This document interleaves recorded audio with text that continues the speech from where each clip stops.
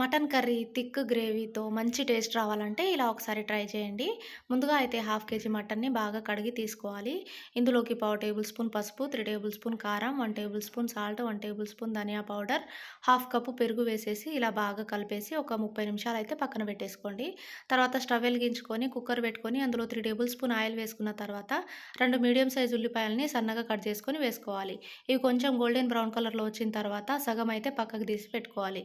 తర్వాత ఇందులోకి spices add చేసుకోవాలి. 1 టేబుల్ స్పూన్ అల్లం వెల్లుల్లి పేస్ట్ వేసి పచ్చివాసన పోయిన తర్వాత ఇందులోకి మనం ముందుగానే మ్యారినేట్ చేసుకున్న ఈ మటన్ ముక్కల్ని వేసేసుకొని ఒకసారి బాగా కలిపేసి ఒక 5 నిమిషాలైతే ఉడికించుకోవాలి. మటన్‌లోని వాటర్ అంతా బయటికొచ్చే వరకి. తర్వాత మనం పక్కకు తీసి పెట్టుకున్న ఉల్లిపాయ ముక్కల్ని అలాగే ఒక మీడియం సైజ్ టమాటా, 4, 5 జీడిపప్పు పలుకుల్ని మిక్సీ పట్టుకొని ఇందులో వేసేసుకోవాలి. దాంతో పాటు 2, 3 పచ్చిమిరపకాయలని ఇలా చిన్నగా కట్ చేసుకొని వేసుకోవాలి. ఇదంతా బాగా కలిపేసి మళ్ళీ ఒక 10 నిమిషాలైతే ఇలా బాగా ఉడికించుకోవాలి.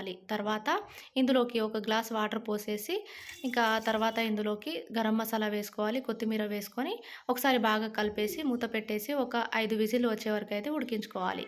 తర్వాత ఇదంతా నేను ఒక కడాయిలో తీసుకున్నాను. తర్వాత లాస్ట్‌లోకి కొత్తిమీర చల్లుకొని స్టవ్ ఆఫ్ చేసుకొని సర్వ్ చేసుకోవడమే. చాలా టేస్టీగా ఉంటుంది. ఒకసారి ట్రై చేయండి.